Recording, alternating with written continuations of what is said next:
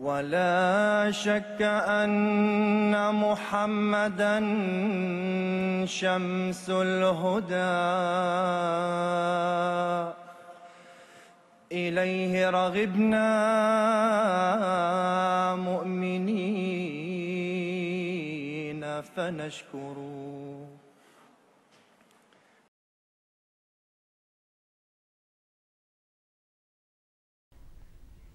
Chers téléspectateurs du monde francophone, Assalamu alaikum wa rahmatullahi wa barakatuhu.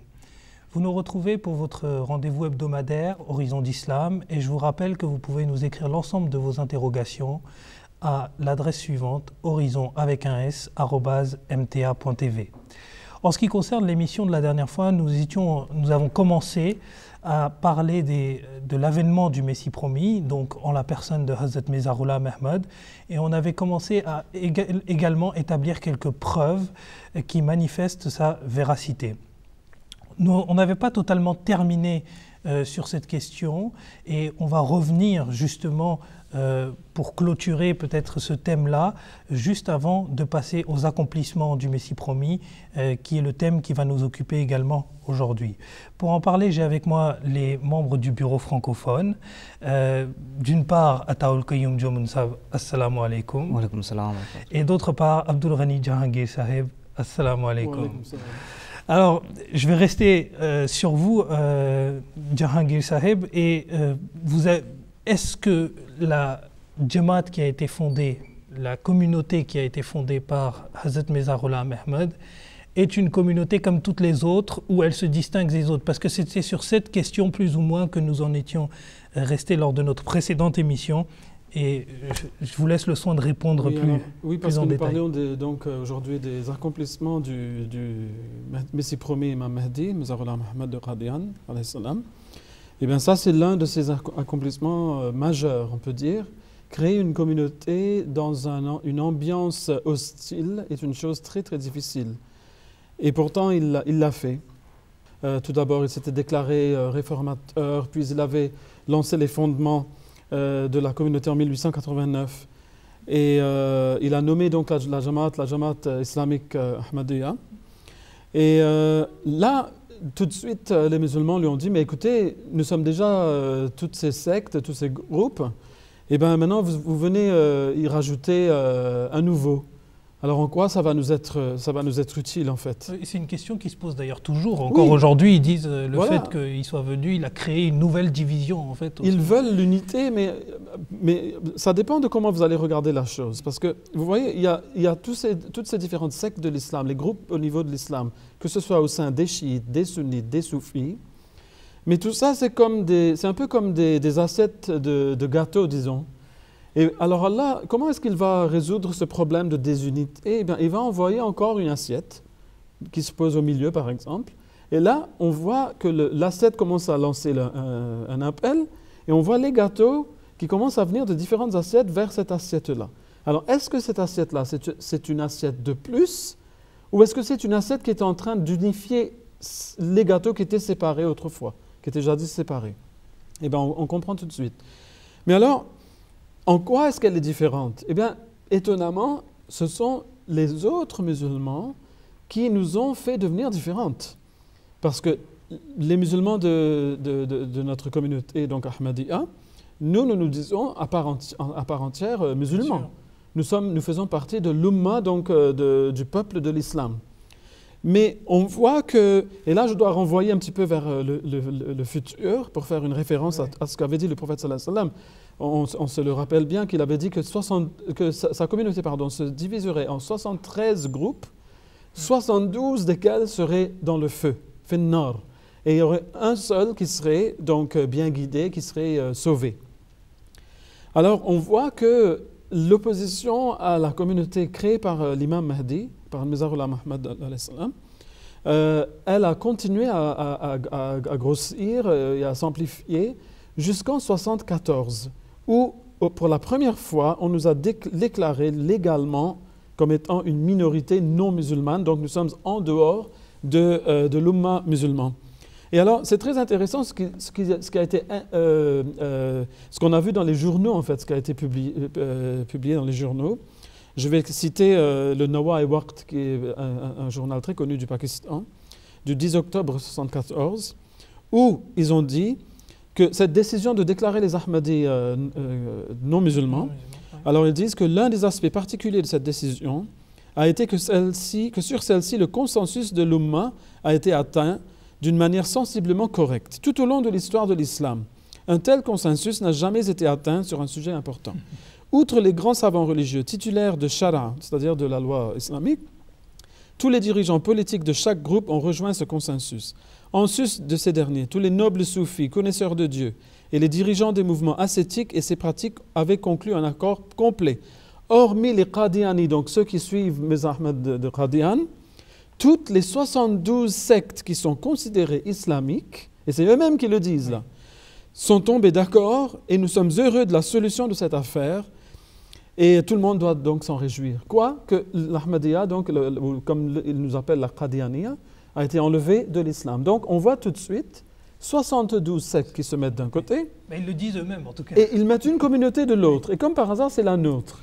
Et bien là, à l'époque, le dirigeant de notre communauté à l'époque, il avait dit, écoutez, vous pouvez nous appeler ce que vous voulez. Nous, par la grâce d'Allah, alhamdoulilah, nous sommes musulmans. Mais vous dites au moins aimer le prophète Mohammed sallallahu alayhi wa sallam. Alors ne bafouez pas ce qu'il dit. Il a dit 72 auraient tort et un seul aurait raison. Et vous dites que 72 ont raison et un seul a tort. Là, c'est un signe qui suffit pour convaincre quiconque a un gramme de foi, un gramme de crainte de Dieu dans son cœur. C'est assez. Oui, puis ça s'est accompli de façon flagrante. 72 d'un côté et l'un de l'autre. Les 72 disent tous, ils oublient toute la différence et leur guéguerre et tout ce qu'ils se sont dit entre eux. Chaque groupe a excommunié l'autre, mais là ils oublient tout ça pour venir ensemble en un bloc contre l'un. Et alors la prophétie de Mohammed sallallahu alayhi wa sallam s'accomplit de façon extraordinaire. C'est vrai que ça c'est incroyable et puis c'est la division qui s'oppose à l'unité finalement aussi. Oui. C'est aussi ce parallèle qui est intéressant. C'est flagrant. C'est flagrant en fait. Quand le saint prophète Mohammed sallallahu alayhi wa sallam avait décrit cette situation des plus déplorables, que les musulmans vont se diviser en plus de 72 ou 73 communautés et qu'une seule communauté ira au paradis. Ses compagnons, tout étonnés, lui ont demandé « Man haoulaï, ya Rasulullah sallallahu alayhi wa sallam » Et le saint prophète Mohammed sallallahu alayhi wa sallam a répondu « Ma ana alayhi wa ashabi » Ceux qui vont suivre ma voie à moi et la voie de mes compagnons, de tous mes compagnons, de tous ceux qui m'ont suivi. Et on n'a qu'à regarder qui sont ceux qui sont en train de pratiquer réellement les préceptes du saint prophète Mohammed Mustafa sallallahu alayhi wa sallam. Et qui sont ceux qui sont en train de pratiquer ce qu'avaient pratiqué ses compagnons et qui sont ceux qui ont subi ce que le saint prophète Mohammed sallallahu alayhi wa sallam et ses compagnons avaient subi. Eh bien, quand nous étudions l'histoire, nous constatons que le saint prophète et ses compagnons, ils ont été âprement persécutés par tous ceux qui étaient à la Mecque, parce qu'ils les dénigraient, parce qu'ils ne voulaient pas qu'ils progressaient. Et nous constatons la même chose pour la communauté musulmane ahmadiyya. Elle a été persécutée, elle est toujours persécutée au Pakistan, en Inde, en Indonésie. Donc on n'a qu'à voir cela, il faut regarder tout cela de très près. Et le plus grand paradoxe, c'est que nous voyons, c'est qu'on condamne Mirza Ghulam Ahmad alayhi salam et sa communauté, la communauté ahmadiyya. On dit que c'est la communauté qui est anti-islam, dont les pratiques sont contraires à l'islam, alors que la première mission que s'est dit Hadrat Mirza Ghulam Ahmad alayhi salam, c'était le takmil et ishaat islam, c'est-à-dire qu'il voulait parachever la diffusion du message de l'islam. Et c'est ce qu'il a pratiqué tout au long de sa vie. Il a déclaré par exemple que j'ai été envoyé afin que je puisse rétablir la gloire perdue du saint prophète Mohammed sallallahu alayhi wa sallam et de montrer au monde les vérités contenues dans le Saint-Coran. Il déclare que cette œuvre est en pleine réalisation et ce mouvement est manifeste et resplendit à l'instar du soleil. Donc, on n'a qu'à étudier l'histoire de Hadrat Mirza Ghulam Ahmad alayhi salam, on n'a qu'à prendre tous ses écrits et on va constater que sa seule ambition, c'était de propager le message de l'islam. Et justement, cette idée de parachèvement, Peut-être que Jahangir pourra nous en dire un peu plus, parce que ça renvoie à le fait que ce message, vous savez, dans la dernière émission, on avait parlé du fait que le message n'avait pas pu atteindre tout en fait, tout le globe. Dans son premier volet. Dans son premier volet. Oui. Et je vous laisse... Oui, donc on voit, oui. On le voit aujourd'hui, le constat. Nous sommes présents maintenant, nous avons des communautés établies, des missions établies dans plus de 200 pays dans le monde. Donc on est passé d'un seul village en Inde jusqu'à 200 pays. Alors pour un homme qui était dans un village, dans l'une des parties les plus arriérées, les plus reculées de l'Inde, loin de beaucoup de facilités dont bénéficiait le reste de l'Inde, c'est vraiment un accomplissement de taille. Et aujourd'hui, on voit qu'il n'y a presque pas un peuple dans le monde dont quelques membres, au moins quelques représentants, ne soient pas parmi les rangs des suivants du Messie promis, de l'imam al-Mahdi alayhi salam. Donc on voit qu'en fait, cette propagation de l'islam, et là je parle seulement des missions. On n'a même pas commencé à parler des livres qu'il a publiés, les traductions du Coran en tant de langues, etc. Il faudra qu'on y vienne. Mais il a fait un travail que tous les musulmans, avec tous leurs pétrodollars et tout le reste, ils n'ont pas su faire. Non. Et puis, justement, effectivement, on y reviendra dans une prochaine émission, mais cette idée de lettres aussi qu'il a envoyées aux différents dignitaires, et il a vraiment accompli un travail qui a permis justement la réalisation de ce second volet dont on a déjà parlé. Ce qui est intéressant, c'est que Hadrat Mirza Ghulam Ahmad alayhi salam a fondé cette communauté en 1889, plus de 120 ans de cela, et jusqu'à présent, la communauté Ahmadiyya est en train de continuer sa mission. Il y a une continuité depuis le début, depuis l'avènement de Hadrat Mirza Ghulam Ahmad alayhi salam, depuis qu'il a fondé cette communauté jusqu'à présent. La mission qu'il a fondée n'a cessé de se perpétuer par l'entremise de ses califes. Ainsi, comme l'a dit Jahangir Sahib, dès le début, Hadrat Mirza Ghulam Ahmad alayhi salam a fait publier des ouvrages. Lui-même, il a écrit plus de 80 ouvrages. Ensuite, il a lancé, puisqu'il écrivait en ourdou, en arabe et en persan. Par la suite, il a fondé une revue, la revue des religions en langue anglaise, alors qu'il était encore vivant, qui est toujours publié jusqu'à présent. Grâce à cela, il voulait, donc on voit qu'il désirait ardemment transmettre son message dans toutes les langues. Et lui-même, il a dit, s'il le pouvait, il aurait appris la langue anglaise pour aller prêcher le message de l'islam. Il aurait dit, j'aurais tout laissé, je serais marché, j'allais frapper à toutes les portes pour présenter le message de l'islam. Jazakallah pour ces réponses assez conclusives sur le sujet. Mais on passe déjà là à en fait les accomplissements du Messie promis, chose sur laquelle je vais revenir tout de suite. Je rappelle toutefois à nos téléspectateurs qui peuvent nous écrire toutes leurs questions à l'adresse mail horizon@mta.tv. Ils peuvent également écrire leurs questions via le site internet qui est www.islam-ahmadiyya.org. Donc, accomplissement donc du Messie promis. On a parlé du parachèvement justement du message de l'islam, mais on va en revenir plutôt aux fondamentaux. C'est-à-dire que le but premier d'une personne qui arrive et d'un grand réformateur et d'un grand Messie, c'est le rétablissement de la relation avec Dieu. Mais pour rétablir cette relation, encore faudrait-il prouver que Dieu existe. Et justement, est-ce que Hazrat Mirza Ghulam Ahmad, à travers ses œuvres, à travers ses accomplissements, a prouvé la réalité de Dieu? Eh bien, oui. Tout d'abord, en démontrant que Dieu parle encore.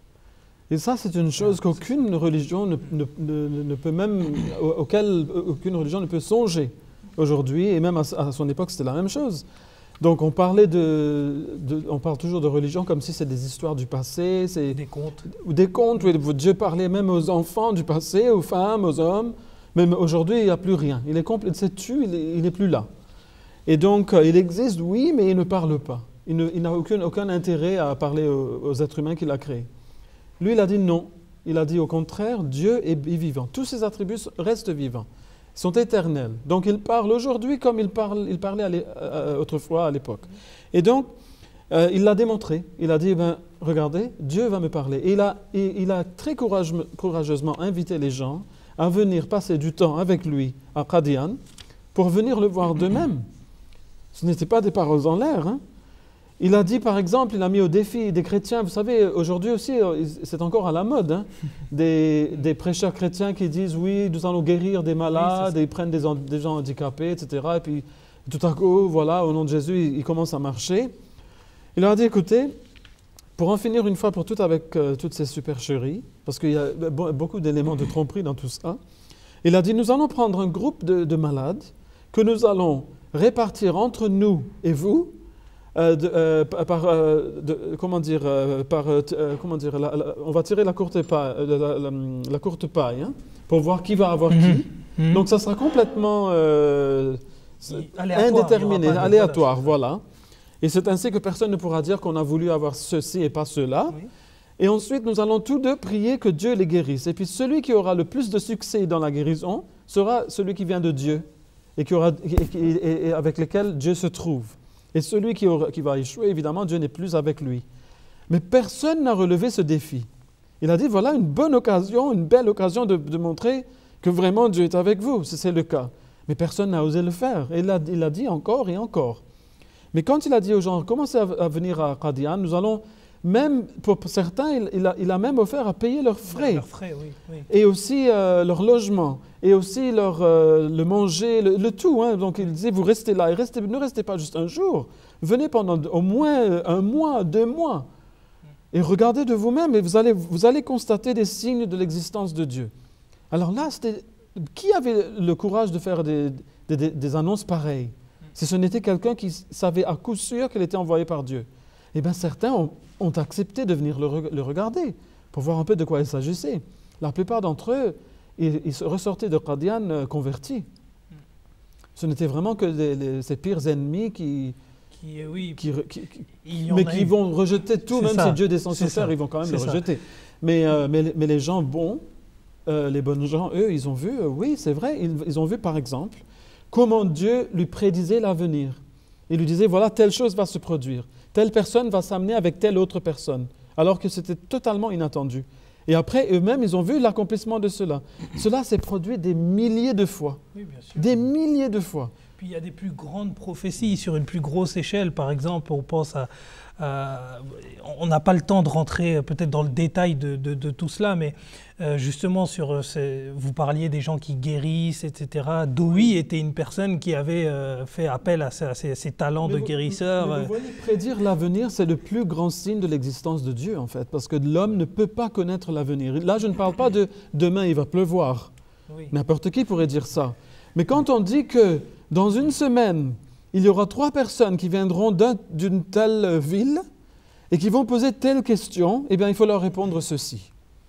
Et après, ces personnes, elles vont arriver, elles vont raconter leur histoire, comment, en cours de route, quelqu'un leur a suggéré de poser telle question.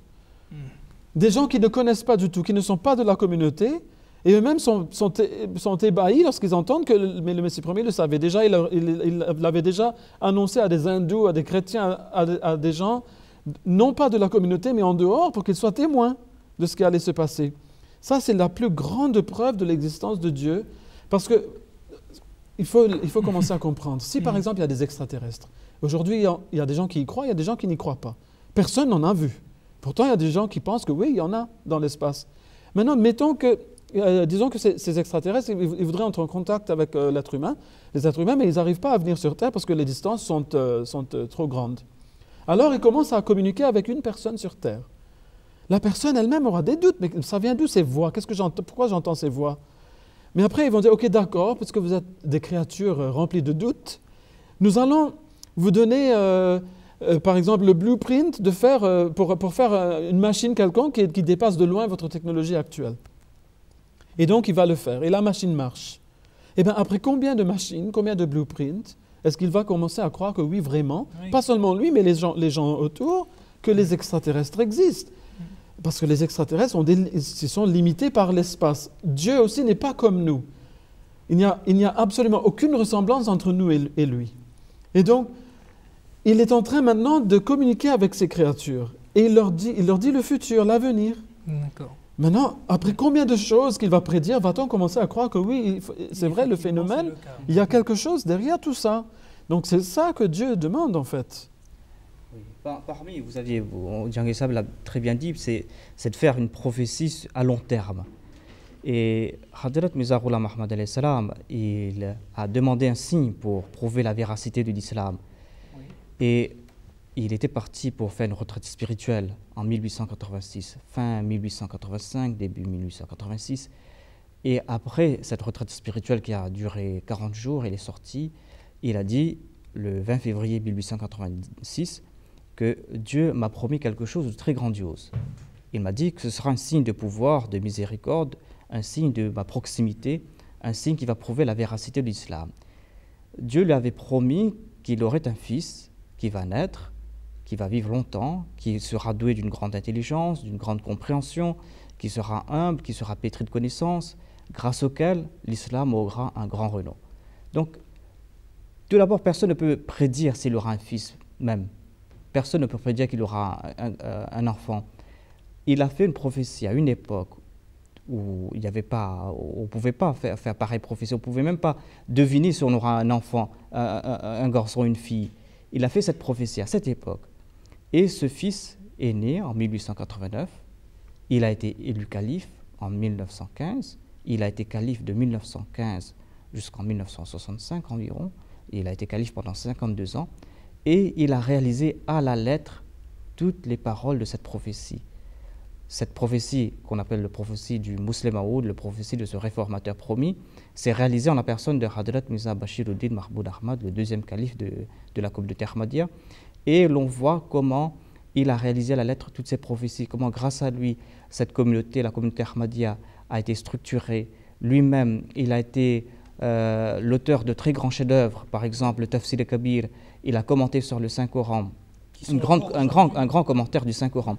Il a traité sur presque tous les sujets qui concernent l'islam, que ce soit la politique, l'économie et la science. Il a prouvé à la lettre la réalisation de cette prophétie qui a été faite, souvenez-vous, en 1886. Et la prophétie parlait de 52 qualités qu'il aurait. Oui, il est resté 52 qualités. Donc, comme Kayum Sab l'a dit, il était déjà à un âge avancé. Oui. Quand on est à un certain âge, on ne sait pas si on aura encore des enfants. Mais non seulement qu'il aura un enfant, qu'il sera un garçon, et qu'il aurait 52 qualités, et qu'il survivrait et qu'il poursuivrait sa mission, mais qui peut prédire une chose pareille? Et ça, c'était à la demande de certains hindous de Qadian qui ont dit, vous montrez des signes à tout le monde, pourquoi pas nous? Et c'est là qu'il a demandé ce signe et Dieu lui a donné ce fils. Et ce n'est que par la suite, et d'ailleurs quand on va commencer à parler des califes, on pourra voir de quelle façon, de façon spectaculaire, il a accompli ce signe qui dépasse la connaissance de l'homme. Personne ne peut prédire une telle chose. Et ce que le Messie premier Hadrat Mirza Ghulam Ahmad alayhi salam avait dit, il avait dit, ce n'est pas un signe pour moi, pour prouver ma véracité à moi, pour prouver mes qualités à moi, c'est un signe pour prouver la véracité de l'islam, la grandeur du saint prophète Mohammed Mustafa sallallahu alayhi wa sallam et la véracité du Saint-Coran. Justement, pour en rester à ce que vous venez juste à l'instant de dire, la grandeur du saint prophète Mohammed sallallahu alayhi wa sallam, bien qu'on n'est pas en train de faire une émission sur les grandes polémiques, et on va absolument pas s'attarder sur ça, on va y revenir dans des émissions qui vont arriver par la suite, c'est que le Messie promis, Hazrat Mirza Ghulam Ahmad, ne représenterait absolument pas le saint prophète, ou qu'il a eu des paroles ou des faits et gestes qui n'auraient pas été en faveur du saint prophète Mohammed sallallahu alayhi wa sallam. En fait, ce qui serait intéressant peut-être, ce serait de nous dire comment le Messie promis a aimé le saint prophète et comment il a défendu son honneur. Parce que ça permettrait effectivement d'éloigner plusieurs mauvaises conceptions qu'on a autour du fondateur de la communauté islamique Ahmadiyya. Je laisse la parole librement aux deux intervenants. Il y a tellement de choses, il a écrit des choses qui ont vraiment ému. Par exemple en arabe, des Arabes jusqu'aux larmes, et de dire que comment est-ce qu'il a pu aimer le prophète sallallahu alayhi wa sallam à ce point.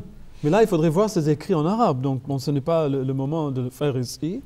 Mais il a écrit aussi en persan la même chose. Par exemple, dans un de ses couplets en persan, il a dit que je suis enivré de l'amour après la mort d'Allah, je suis délivré de la mort du prophète sallallahu alayhi wa sallam. Si ça c'est la mécréance, eh bien par Allah, je suis le plus grand des mécréants. Parce que je suis complètement enivré de cet amour-là. Et ensuite, il a dit que je ne suis même pas, je ne vaux même pas autant que la poussière sur les pieds des enfants du prophète sallallahu alayhi wa sallam, de la famille du prophète sallallahu alayhi wa sallam. Et il a aussi dit que tout ce que nous avons reçu vient de ce prophète. Et il a tellement écrit à son sujet que les gens, ils pouvaient voir que cet homme, il est complètement, il est perdu dans son amour pour ce prophète. Une fois, l'un de ses compagnons l'a vu en train de faire le va-et-vient dans une chambre, les larmes coulant chaudement de ses yeux. Et il lui a demandé, mais qu'est-ce qui vous arrive? Et il a dit, j'étais en train de lire les couplets du poète Hassan ibn Thabit, qui était un poète à l'époque du prophète sallallahu alayhi wa sallam, des couplets qu'il avait composés à l'occasion du décès du prophète sallallahu alayhi wa sallam. Et il a dit que tu étais la pupille de mes yeux. Maintenant, à cause de ta mort, je suis devenu aveugle. Mes yeux ont perdu leur vue. Il a dit, n'importe qui peut mourir après toi. Moi, je n'avais peur que de ta mort. Et il était en train, et bien sûr, ça rime en arabe, hein? C'est très grandiose. Et il était en train de dire, si au moins moi j'avais pu composer ces vers, si au moins ça avait pu être moi. Qui avait écrit ces vers? Ouais, et il pleurait en récitant cela, en pensant au prophète mort, alors qu'il ne l'a pas rencontré. Mais il l'aimait trop. Il l'aimait à en mourir. Non, mais c'est vrai. Et puis, justement, pour en revenir à ce chef-d'œuvre dont on avait parlé la dernière fois, Brahim et Ahmadiyya, je crois que c'était Qayyum Sab qui l'avait évoqué.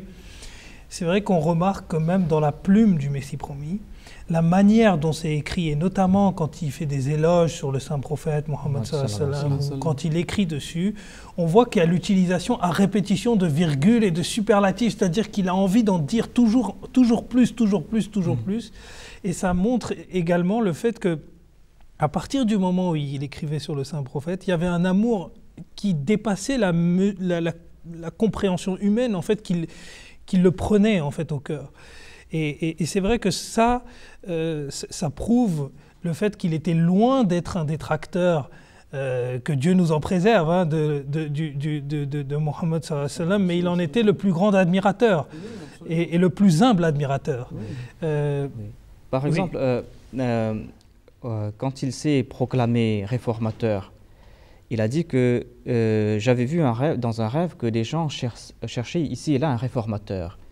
Et quelqu'un est venu et m'a pointé du doigt. Il a dit Hadha rajulun yuhibbu Rasulullah, que voilà la personne qui aime le saint prophète Mohammed sallallahu alayhi wa sallam. Et le Messie promis alayhi salam, il a déclaré que cette parole qu'il a prononcée, que Hadha rajulun yuhibbu Rasulullah, cette personne c'est cette personne qui aime le saint prophète sallallahu alayhi wa sallam. Cela voulait dire que la plus grande, la condition la plus importante pour se revendiquer réformateur, pour se prétendre à cet office, c'était cet amour pour le saint prophète Mohammed sallallahu alayhi wa sallam. Jazakumullah pour vos réponses qui sont très constructives. J'en profite pour rappeler à nos téléspectateurs qui peuvent nous écrire à l'adresse horizon@mta.tv, qui peuvent nous transmettre l'ensemble de leurs questions. Et ces questions peuvent également être posées via le site internet qui est www.islam-ahmadiyya.org. Justement, par rapport aux questions, on a reçu quelques questions via le site internet. Et je vais m'adresser à nos deux invités et leur poser justement ces quelques questions que ces personnes nous ont demandées. D'abord, on a une certaine personne qui s'appelle Sarah Rovitis du Canada qui a demandé que le Christ, elle utilise ce terme, ne reviendra pas le jour du jugement dernier. Est-ce que vous pouvez nous donner plus d'explications? Je pense que sa manière de formuler est un peu maladroite, mais c'est... Enfin, c'est-à-dire qu'on mélange Qiyamah et jour du jugement dernier. Le jour du jugement dernier viendra après que tous les êtres humains seraient déjà décédés. Et ça, c'est dans un avenir, un futur très éloigné. Mais Al-Qiyamah, selon l'arabe, cela va signifier quelque chose d'autre. Al-Qiyamah, c'est un moment de révolution. C'est un moment de grand changement. C'est comme si le ciel et la terre ont été changés et un nouveau système commence. Et donc, quand il est dit que l'imam Mahdi ou le Messie viendrait à la Qiyamah en arabe, Donc cela signifie qu'il viendra à un moment où il y aura un grand changement, un chamboulement au niveau du système des choses. Et cela est aussi traduit des fois comme voulant dire dernier temps. Mais dernier temps ne signifie pas jour du jugement dernier. C'est peut-être, on a fait un petit peu l'erreur entre ces deux choses, hein, ces deux idées. Et donc oui, il vient au dernier temps, mais les derniers temps, pour Dieu, un temps, ça ne veut pas dire comme 3 jours. Ça peut être 100 ans, ça peut être 1000 ans, ça peut être plus même. Donc mais c'est la dernière partie de ce cycle de 7000 ans qui a commencé avec le prophète Adam, le plus proche de nous. Et donc nous sommes dans la dernière partie de ce cycle-là. Donc nous sommes maintenant, on peut dire, au 7e millénaire. Et ça va aller pour encore presque 1000 ans, un peu moins que 1000 ans. D'accord. Là, j'espère et je pense que Madame Roviti Sarah a eu la réponse qu'elle souhaitait. La deuxième question nous vient d'un certain monsieur Rami d'Algérie qui nous demande si Jésus et le Mahdi seront la même personne. Alors c'est vrai que cette question est fréquemment posée parce qu'il y a c'est pas une confusion, mais les gens la présentent comme s'il y avait une confusion autour de cette notion alors qu'il n'y en a absolument pas. Et je m'adresse indifféremment peut-être à Qayoum Sab qui va... Il y a plusieurs hadiths du Saint-Prophète Mohammed Mustafa sallallahu alayhi wa sallam. Il y a un hadith de Sahih Muslim où le Saint-Prophète Mohammed lui a prédit l'avènement de Hadrat Isa alayhi salam. Il a dit qu'un temps viendra, que Hadrat Isa viendra, il sera imaman mahdiyan. Il sera un imam mahdi. Il a utilisé ce terme à propos, dans le même hadith où on a parlé à propos de l'avènement d'Isa. Imaman mahdiyan, il sera un imam bien guidé. Et il y a un autre hadith de Ibn Majah où on parle à propos, où il a dit plutôt que l'al-mahdi illa Isa. Il n'y a pas d'autre mahdi sauf Isa. Sauf Jésus. Isa, c'est Jésus. Et si on regarde toutes ces prophéties dans leur ensemble, l'on constatera que la personne qui devait venir, c'est une personne qui va devoir accomplir, parachever le message de l'islam, qui va devoir défendre l'islam. C'est ce que j'avais demandé une fois à un interlocuteur. Je parlais avec un non-ahmadi, un musulman non-ahmadi. On avait beaucoup parlé à propos de Isa, il y a beaucoup de polémiques et tout. En fin de compte, je lui ai demandé, mais dites-moi, vous croyez que quelqu'un va venir? Vous croyez au moins une personne ou deux personnes vont venir? Vous dites que ce soit Isa, soit Mahdi. Vous croyez que quelqu'un va venir? Il m'a dit oui, on croit que quelqu'un ou une personne ou deux personnes vont venir. Je lui ai demandé, mais cette personne, quand elle va venir, est-ce qu'elle va défendre l'islam? Elle m'a dit oui, la personne va défendre l'islam, certes. J'ai dit, mais est-ce que cette personne est-ce qu'elle va ajouter quelque chose dans l'islam, retirer quelque chose de l'islam? Elle m'a dit non, elle ne va rien retirer, rien ajouter de l'islam. Je lui ai dit que, mais c'est ce que nous disons. Hadrat Mizarullah Muhammad alayhi salam, il est venu faire cette mission. Nous disons qu'il est l'imam al-Mahdi, qu'il est ce Hadrat Isa. Le Saint-Coran prouve que Isa ibn Maryam, Jésus fils de Marie, il est décédé. Ben, venez regarder ce qu'il a à dire, Mizarullah Muhammad alayhi salam. Regardez ce qu'il a déclaré, regardez ce qu'il a accompli, et vous n'avez qu'à juger. Alors, Jazakumullah aussi pour cette réponse. Et d'ailleurs, il faut rappeler à nos téléspectateurs que ils peuvent trouver encore plus de détails s'ils le souhaitent sur le site internet www.islam-ahmedia.org où on a des articles, il y a des sections qui sont assez bien faites. Mais bien entendu, qu'ils n'hésitent pas à toujours nous envoyer des questions si pour eux il y a encore certains doutes qui subsistent à la suite de vos réponses. En tout cas, Jazakumullah pour cette réponse. Je me dirige donc vers la troisième question.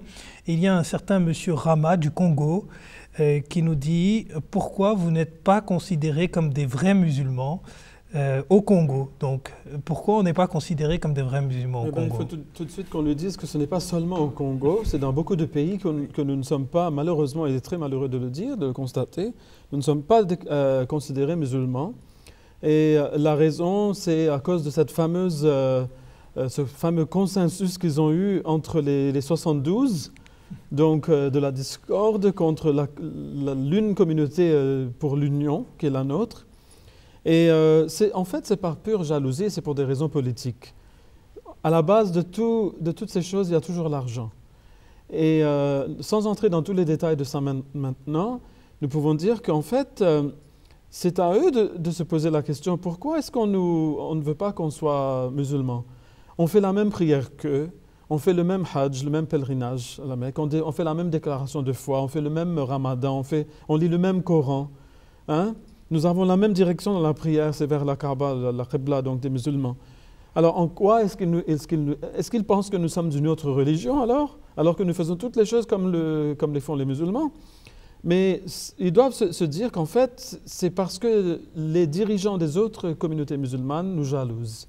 Et ils ne veulent pas que leurs suivants deviennent des Ahmadis. Et ils savent très bien que s'ils vont converser avec nous, ils vont être, convertis. Ils vont accepter les enseignements de l'imam Mahdi parce que ces enseignements sont tellement beaux. Ils ne pourront pas les empêcher d'entrer dans la communauté. Et d'ailleurs, ils entrent dans notre jama'at tous les ans par dizaines de milliers parmi les musulmans, tous les ans. Rien qu'en regardant notre chaîne de télévision MTA, il y a des milliers de personnes qui se joignent à nous chaque année. Et ça, ils le craignent. Parce que, d'ailleurs, je pourrais répondre par ce qu'avait écrit l'un des saints de l'islam, Muhyiddin ibn Arabi, rahmahullah, qui était un saint musulman d'Andalousie. Hein.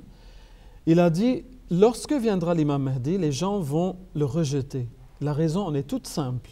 Si les ulama ou les savants, les docteurs de la foi islamique vont laisser leurs suivants le rejoindre, qui remplira leur ventre?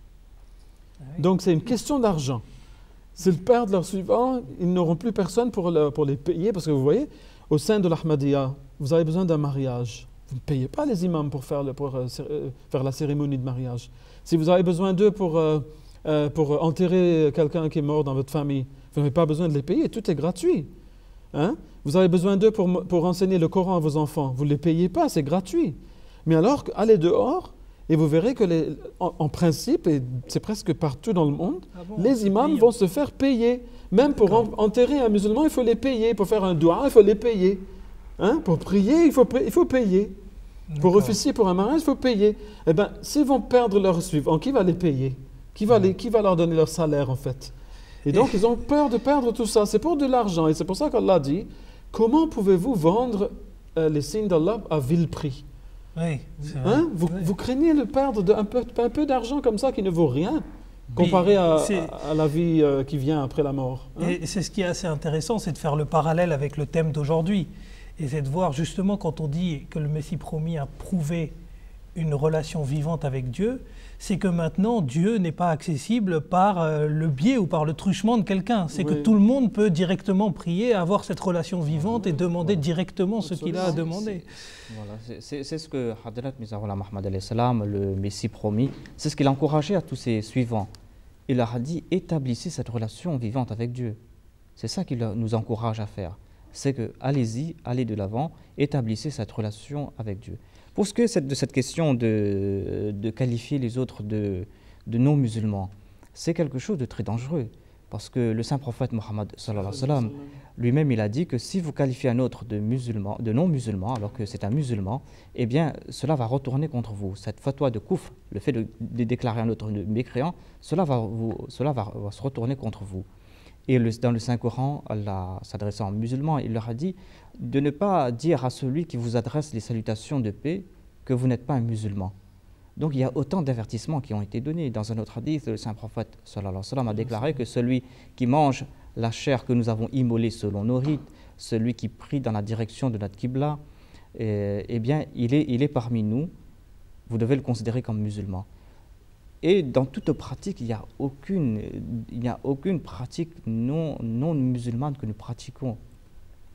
Ils n'ont qu'à partir de n'importe quelle mosquée ahmadi, ils vont voir ils vont prier 5 fois par jour, ils vont réciter la kalima, ils vont réciter la sourate al-Fatiha. Puis ils vont voir toutes leurs représentations tomber, ces fameuses représentations où dans je ne sais quel monde, les Ahmadis font je ne sais pas quoi à Qadian, font le pèlerinage à Qadian, etc. Ouais, tout ça, c'est faux. C'est faux. On va y venir, Inch'Allah, dans les émissions suivantes. Inch'Allah. Mais suffit-il de dire que si n'importe qui, avec un esprit pur et saint, vient analyser le message de l'imam al-Mahdi alayhi salam, le Messie promis, il va voir ou elle va voir d'elle-même qu'en fait, c'est lui, la personne qui est venue pour redorer le blason de l'islam et pour remettre l'islam à sa place parmi toutes les religions, comme étant celle qui jouit de la présence d'Allah aujourd'hui.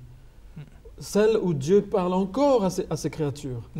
Oui, et qui le démontre. Oui, qui le Donc démontre. voilà, c'est une invitation ouverte et aussi une petite invitation à ceux qui en ont marre des imams qui doivent payer. Venez à nous, nos imams, ils feront tout pour vous gratuitement. Voilà, un peu de marketing. Jazakumullah Jahangir Saeb et Kayoum Sa pour vos réponses et j'espère que donc notre ami Rama du Congo aura eu la réponse qu'il souhaite. En tout cas, s'il y a encore des perspectives qui se déclinent dans cette question et il n'a pas trouvé sa réponse, il peut toujours nous écrire à l'adresse horizon avec un s@mta.tv. La prochaine question est de Orlov de France et la question est formulée de la façon suivante, c'est: le Mahdi est-il déjà venu? Si oui, où il est aujourd'hui? Eh bien, on est en train de parler du Mahdi. Il est déjà décédé, il est enterré, donc il est enterré à Qadian même. Et s'il le veut, il peut visiter. C'est une dame ou un monsieur? On ne sait pas. On ne sait pas. Donc la personne peut visiter sa tombe si elle le désire. Et nous en sommes maintenant au 5e calife, son 5e successeur. Voilà. Sur le califat, d'ailleurs, c'est un thème qui va nous occuper dans les émissions qui vont venir. Et il ne faut pas hésiter à nous poser des questions en fonction des thèmes que l'on abordera. Donc, les téléspectateurs ne doivent pas hésiter à nous poser des questions justement sur le califat et à quoi ça renvoie, par exemple.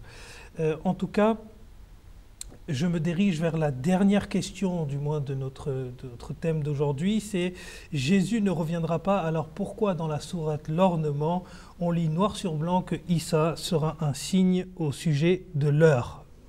Et ça, c'est un ou une certaine Konaté qui nous a écrit ça. Oui, c'est tout à fait juste, ce verset « Innahu la'ilm as-sa'a », c'est-à-dire il sera un signe de l'heure. Et encore, as-sa'a ou l'heure, ça peut signifier encore une fois la dernière heure, donc le dernier temps.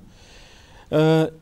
Il faut tout simplement dire que le prophète sallallahu alayhi wa sallam, et on l'a déjà dit, il a parlé de deux différents types de Issa. Un est celui qu'il a vu parmi les prophètes morts au ciel. Et il l'a décrit. Il a dit qu'il était de teint rosé, qu'il avait les cheveux bouclés, qu'il avait la large carrure, etc. Hein? Et l'autre qu'il a vu en conjonction avec le Dajjal ou l'Antéchrist. Donc c'est celui qui vient après. Et là, c'est une description tout à fait différente. Toutes les deux se retrouvent dans le livre de hadith le plus authentique, le Sahih al-Bukhari. Donc vous verrez qu'il le décrit là, non pas comme il l'avait décrit, celui qu'il avait vu, le prophète israélite qu'il a vu parmi les prophètes morts au ciel, mais il dit qu'il serait de teint basané cette fois, et non rosé, qu'il serait de taille moyenne, et qu'il aurait les cheveux droits et non bouclés. Donc là, il parle de quelqu'un d'autre, et il ne l'a pas reconnu. Lui qui avait déjà vu Jésus au ciel, il a demandé c'est qui? Et on lui a dit c'est Jésus, fils de Marie. Donc là, il s'agit d'un autre Jésus, fils de Marie, qui est appelé Jésus, fils de Marie, parce qu'il a des caractéristiques qui ressemblent fort à celles du Jésus d'antan. Mais ce n'est plus la même personne, évidemment, c'est une description physique tout à fait autre. Donc si une personne va maintenant s'acharner et dire que non, moi je veux voir l'autre qu'il a vu la première fois, eh bien, il faut que la personne se batte avec le prophète sallallahu alayhi wa sallam avant de venir se battre avec nous. Parce que lui, il a dit qu'elle serait une autre personne, tout à fait différente physiquement. Alors, il faut être soit d'accord avec le prophète, sallallahu alayhi wa sallam, soit non. Donc, c'est à la personne d'en décider. Jazakumullah pour cette réponse. Alors, il nous reste un petit peu de temps, donc peut-être qu'on peut revenir sur les accomplissements du Messie promis, sur notamment un thème qui se raccroche au fait de prouver l'existence de Dieu, et on l'a évoqué lorsqu'on a parlé de ces questions, c'est la relation vivante avec Dieu. Comment le Messie promis comment Hazrat Mirza Ghulam Ahmad de Qadian a pu établir cette relation vivante entre tout croyant et Dieu? Oui. Tout d'abord, c'est que la chose la plus importante à l'époque de Hazrat Mirza Ghulam Ahmad alayhi salam, c'est qu'il y avait des attaques contre l'islam, des attaques flagrantes contre l'islam qui étaient de la part des missionnaires chrétiens. Et la chose qu'il mettait de l'avant, c'était la Trinité, c'était la divinité de Jésus-Christ. Et c'est ce qu'a combattu Hadrat Mizarullah Muhammad alayhi salam. Et c'est ainsi qu'une des prophéties qui concernait son avènement, c'est-à-dire qu'il allait briser la croix, s'est accomplie. Il a prouvé avec véhémence l'unicité de Dieu. Il n'a cessé de défendre l'unicité de Dieu, de prouver que Dieu est unique. Et en établissant cette relation vivante entre lui et Dieu d'abord, et en établissant cette relation entre Dieu et ses compagnons et ses suivants. Comme je l'ai dit auparavant, c'est qu'il désirait que ses suivants, ses disciples, établissent cette relation avec Dieu. Et nombre de ses disciples ont vu, grâce à l'exaucement de la prière, comment Dieu a exaucé la prière, ils ont vu des visions qui se sont réalisées. Nombre d'entre eux ont vu des rêves qui se sont réalisés, ont été récipiendaires des révélations. Et c'est grâce à ce dialogue avec Dieu que le Messie promet a dit que c'est grâce à ce dialogue avec Dieu que vous pourrez établir cette relation avec Dieu et que vous pourrez prouver vraiment que Dieu existe. Parce qu'il ne suffit pas de dire que Dieu doit exister. Il a dit, regardez, certes, vous allez regarder la création. La création va vous dire que certes, il doit y avoir un créateur. Mais entre doit et il y a une grande différence. Et pour être certain de l'existence de Dieu, il faut établir cette relation avec lui. Jazakallah pour cette réponse. Alors, le Messie promis avait dit qu'il était venu justement pour deux objectifs majeurs. Rétablir une relation de l'homme avec Dieu, mais également de l'homme vis-à-vis de l'homme.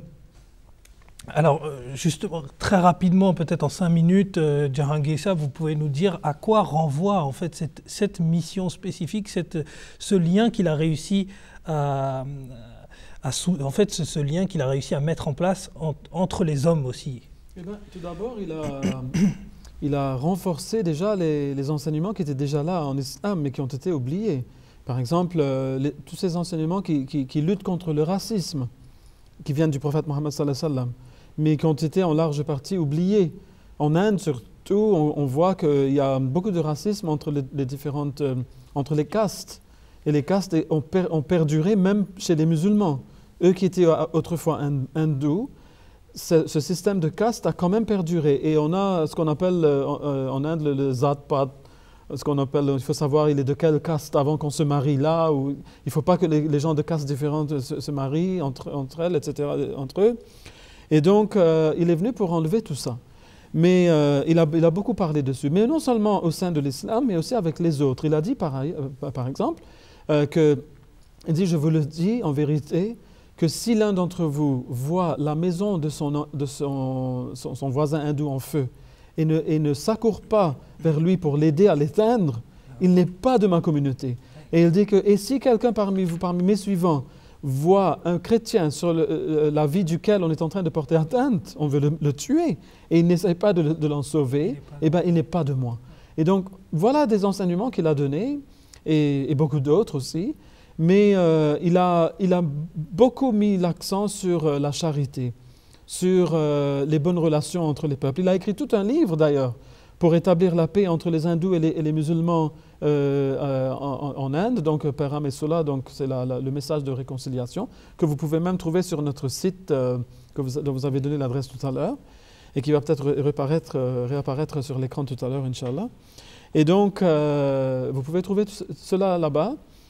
Ce sont des enseignements vraiment pour rapprocher les hommes, pour enlever les différences entre eux.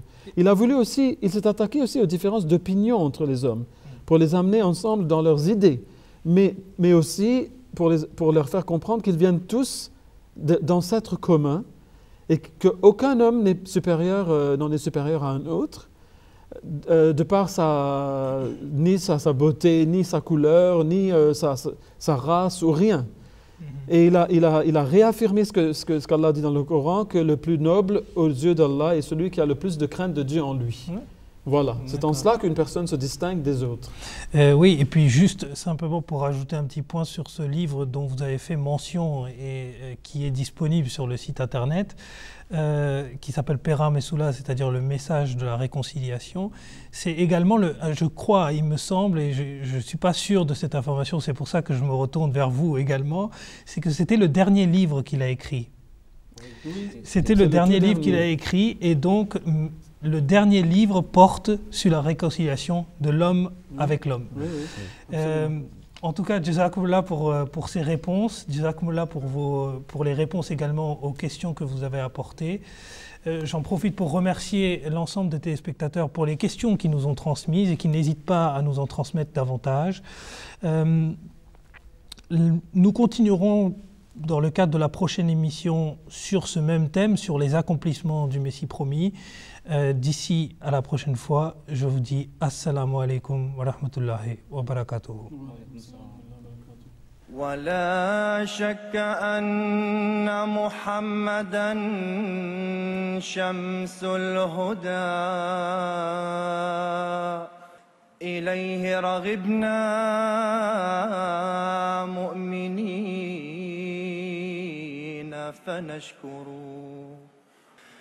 له درجات فوق كل مدارج له لمعات لا يليها تصور